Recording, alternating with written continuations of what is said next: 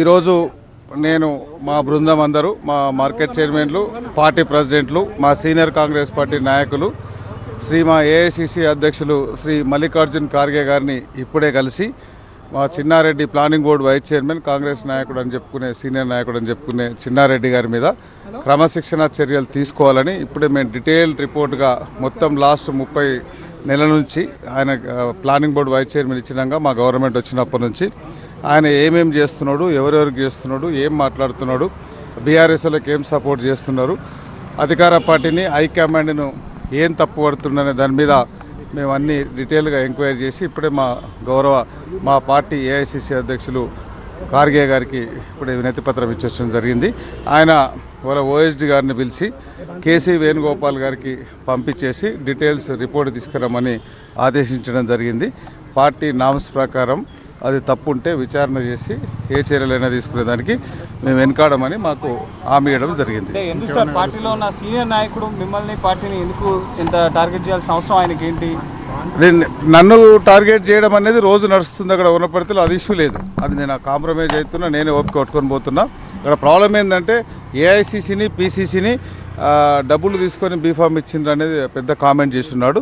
So దాని మీద ఆయనకు 9 సార్లు కాంగ్రెస్ పార్టీ బీఫామ్ ఇచ్చింది. పార్టీ 8 సార్లు ఎమ్మెల్యే నిలబడిచిండు, ఒకసారి ఎమ్మెల్యే నిలబడ్డాడు, ఆయన ఎమ్మెల్సీ నిలబడ్డాడు. సో 9 సార్లు కాంగ్రెస్ పార్టీ బీఫామ్ ఇస్తే కన్నతల్లి లాంటి కాంగ్రెస్ పార్టీని అట్లా డబ్బులు తీసుకొని ఇవ్వడం అనేది చాలా దుర్మార్గమైన చర్య. సో అన్నిసార్లు ఒకవేళ నేనే డబ్బులు తీసుకొని ఇచ్చినట్లు ఆయన అన్నాడు కాబట్టి 9 సార్లు ఆయన కూడా ఎన్నిసార్లు డబ్బులు ఇచ్చి తీసుకున్నాడు, దాన్ని తీవ్రంగా ఖండించే ప్రయత్నం మేము చేస్తాం. తెలంగాణ పార్టీ అధికారంలో ఉంది. అధికారంలో ఉన్న మీ పార్టీ నేతలే మీ పార్టీ పైన విమర్శలు చేస్తారు. కొండా సురేఖ కుమార్తె కానీ, ఇప్పుడు చిన్నారెడ్డి కానీ ఈ పార్టీపై చేస్తున్న విమర్శ వ్యాఖ్యలు ఎట్లా చెప్తారు? అదే మల్లికార్జున్ ఖార్గే గారికి ఆ స్టేట్లో జరుగుతున్న దాని మీద చెప్పాము. స్పెసిఫిక్గా నేను వనపర్తి గురించి నేను మాట్లాడినా, వేరే జిల్లా గురించి నేను మాట్లాడలేదు. సో అవన్నీ వాళ్ళకి వచ్చినట్టుంది, రిపోర్ట్ వచ్చినట్టుంది, మా ఏఐసిసి పెద్దలకు వచ్చినట్టుంది. సో అది మిగతా వాళ్ళు తెప్పించుకునే ప్రయత్నం వాళ్ళు చేస్తారు. మా ఇద్దరి మధ్యలో ఏం గెట్టు పంచాయతీ లేదు, ఒడ్డు పంచాయతీ లేదు, ఏం పంచాయతీ లేదు. కాంగ్రెస్ పార్టీ అధిష్టానాన్ని 9 సార్లు కాంగ్రెస్ బీఫామ్ ఇచ్చిన్నది, 4 సార్లు గెలుచున్నారు, ఒకసారి మంత్రి అయి ఉన్నాడు.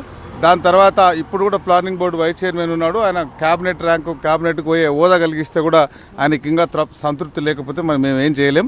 ఎందుకన్నాడు, ఏం చేసిండో అలా ఆయనకే చెప్పాలి. దాని మీదే మేము కామెంట్ చేస్తాం. సీనియర్గా మీరు గౌరవం ఇవ్వట్లేదు?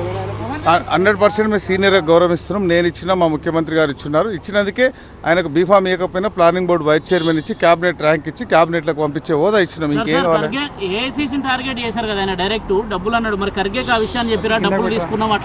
చెప్పినాం, టోటల్ రిపోర్ట్ ఇచ్చినాము. ఆయన వాయిస్ రికార్డు పెన్ డ్రైవ్ వేసి మా అధిష్టానానికి ఇచ్చున్నాం. ఆల్రెడీ మా పీసీసీ అధ్యక్షులు మహేష్ గారికి ఇచ్చున్నాం. మా క్రమశిక్షణ సంఘం అధ్యక్షులు మల్లురవి గారు కూడా మొత్తం ఇంట్లో డీటెయిల్స్ ఇచ్చేసాం.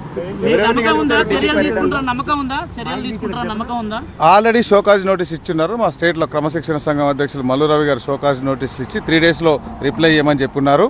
సో ఏఐసిసి కూడా సీరియస్గా పరిగణించి చర్యలు తీసుకుంటారన్న నమ్మకం నాకు. 9 సార్లు షోకాజ్ నోటీస్ ఇచ్చినప్పుడు ఏం కాలేదు, ఇప్పుడు మరోసారి షోకాజ్ నోటీస్ ఇచ్చారు, దానివల్ల ఏమన్నా ఉరుగుద్దా? నో 9 సార్లు నాట్ షోకాజ్. నేను చెప్పింది 9 సార్లు బీఫామ్ ఇచ్చినాము ఆయన చెప్పినాం, నాట్ షోకాజ్. అది 9 సార్లు ఫస్ట్ టైం ఆయనకు బీఫామ్ షోకాజ్ నోటీస్ ఇచ్చింది.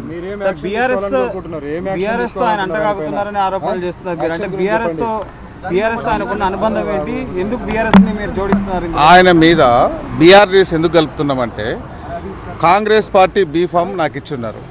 కాంగ్రెస్ కార్యకర్తలందరూ వనపర్తిలో నన్ను గెలిపించుకున్నారు. అప్పుడున్న ఆయన నెంబర్ 3, నెంబర్ 4 అని నిరంజన్ రెడ్డి అని వ్యవసాయ శాఖ మంత్రి ఉండే, ఆయన చెప్పుకుంటుండే. ఆయన ఓడిపోయిన తర్వాత ఆయన క్యాడర్ను మొత్తం చిన్నారెడ్డి గారి నెంబర్ పెట్టుకొని సెక్రటరియట్ కావచ్చు, ఇంకా అసెంబ్లీ కావచ్చు, ఇంకా ప్రజాభవన్ కావచ్చు, ఎక్కడ కావాలంటే అక్కడికి తీసుకెళ్ళి వాళ్ళందరినీ వాళ్ళ బీఆర్ఎస్లకు అందరికీ దగ్గర పెట్టుకొని పనులు చేసే క్రమంలో ఆ ఫోన్ డేటా కానీ ఈయన పిఏ ఆయన ఇంటికి పోవడం, ఆయన పిఏ ఈయనింటికి పోవడం, అవన్నీ ప్రూఫ్స్తో సహా అవి కూడా మేము ఇచ్చిన రిపోర్ట్లో అది కూడా ఇచ్చాం. నియోజకవర్గంలో వేరే పార్టీ వాళ్ళని కలవడంలో ఏమైనా తప్పు ఉంటుందా? మీరు కలవరా వేరే పార్టీ వాళ్ళు? నేను అందరినీ కలుస్తా, ఆయన కూడా అందరు కలవాలి. కానీ ఆ బీఆర్ఎస్ పార్టీ మాజీ ఎంపీపీలు, మాజీ జెడ్పీటీసీలు, కాంగ్రెస్ కార్యకర్త 40 సంవత్సరాలు ఆయన భుజాల మీద పెట్టుకొని మోసిన 7 వాళ్ళు అందరూ ఉన్నారు. వీళ్ళకి పనిచేయాలనేది నా ఉద్దేశం. Okay party next KC Venugopal గారు కలుస్తున్నాం. ఆ రోజు మాకు ఇష్యూ జరిగే ముందు రోజే మేడం మీనాక్షి గారు కూడా ఢిల్లీ వచ్చిన్నారు. ఆ సిడబ్ల్యూసీ మీటింగ్ ఉందని మీనాక్షి గారిని కలుస్తాం అండ్ కేసీ వేణుగోపాల్ గారు ఎన్ని గంటలకు ఇచ్చారు? ఎన్ని గంటలకు ఇచ్చారు? మోస్ట్లీ ఈరోజు సాయంత్రం కానీ రేపు కానీ ఉంటుంది. ఇంకా టైం చేయలేదు. ఖర్గే గారు మీ ఫిర్యాదు పైన ఏమని చెప్పారు? చెప్పినా కదా, ఆల్రెడీ చెప్పినా కదా. అక్కడ వాళ్ళ ఓఎస్డీ గారిని పిలిచేసి ఆ రిపోర్టు కేసీ గారికి పంపించి లెటర్ ఇచ్చేసి డీటెయిల్స్ రిపోర్ట్స్ తెప్పామని చెప్పారు. స్టేట్లో